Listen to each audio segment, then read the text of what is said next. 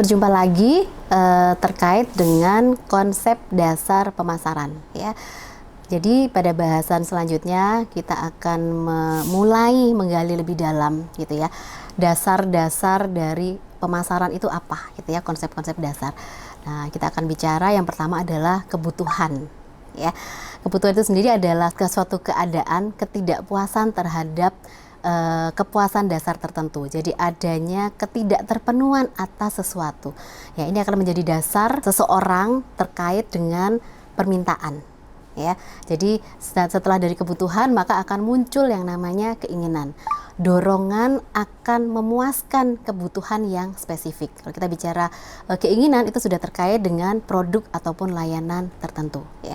Jadi karena ada sesuatu yang tidak terpenuhi maka seseorang itu akan terdorong untuk memenuhi atau memuaskan kebutuhan tersebut. Yang selanjutnya akan muncul yang namanya permintaan. Ya, jadi keinginan akan suatu produk tertentu ya, yang didukung dengan adanya kemampuan atau daya beli. Jadi dalam hal permintaan sudah ada unsur kemampuan untuk meminta, ya, kemampuan untuk membeli atas sesuatu. Ya. Nah, selain itu juga selain dari kebutuhan, keinginan dan permintaan, konsep dasar yang lain adalah ada segmentasi, targeting dan positioning. Ya, bagaimana perusahaan harus melakukan pengelompokan konsumen. Konsumen dikelompokkan ke dalam kelompok-kelompok yang memiliki karakteristik yang serupa, ya, sehingga dia akan menunjukkan perilaku-perilaku yang serupa juga. Dari pengelompokan tersebut, perusahaan diharapkan akan memilih ya pasar tertentu untuk menjadi sasaran yang akan dilayani. Kenapa harus dipilih? Karena memang terbatasnya sumber daya yang dimiliki oleh perusahaan. Ya. Setelah itu memposisikan produk di dalam pikiran konsumen. Itu juga konsep dasar pemasaran. Ya, setelah itu baru masuk dalam strategi bauran pemasaran, marketing mix. Ya, kita akan bicara apa yang akan ditawarkan terkait dengan kebutuhan dan keinginan konsumen tadi.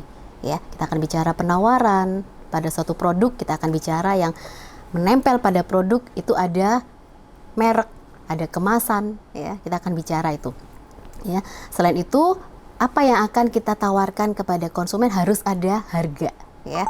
Karena kita tadi juga sudah bicara terkait dengan permintaan, ada daya beli di situ, maka konsumen akan mulai memikirkan, ya, apakah dia bisa nggak mendapatkan itu. Ya, nah itu juga ada kaitannya dengan harga.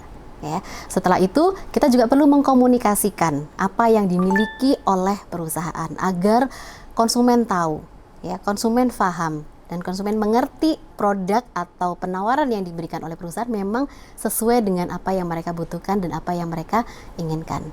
Pendistribusian itu adalah konsep dasar juga yang harus ada dalam pemasaran. Konsepnya adalah bagaimana perusahaan menyampaikan produk yang dia miliki sampai ke konsumen. Ya, jadi bagaimana produk itu sampai ke tangan konsumen. Ya. Setelah itu yang tidak kalah pentingnya pada saat menentukan strategi adalah perusahaan perlu melihat terkait dengan pesaing. Ya.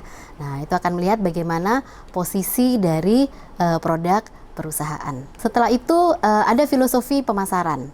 Ya, ada konsep produksi di sini. Ya, pada konsep produksi itu konsumen akan membeli produk yang tersedia. Jadi dalam hal ini perusahaan berusaha membuat produk yang sebanyak-banyaknya.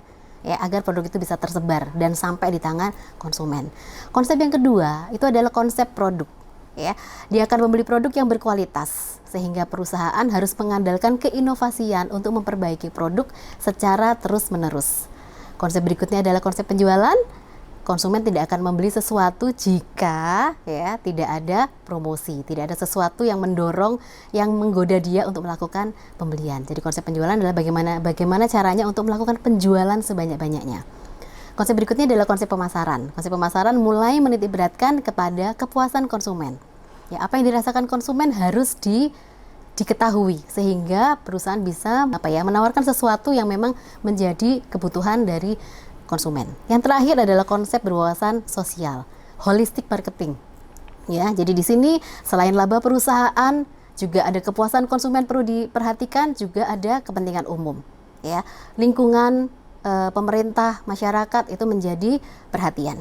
Ya, demikian terkait dengan konsep dasar pemasaran dan filosofi pemasaran. Kita akan ketemu pada topik berikutnya. Terima kasih.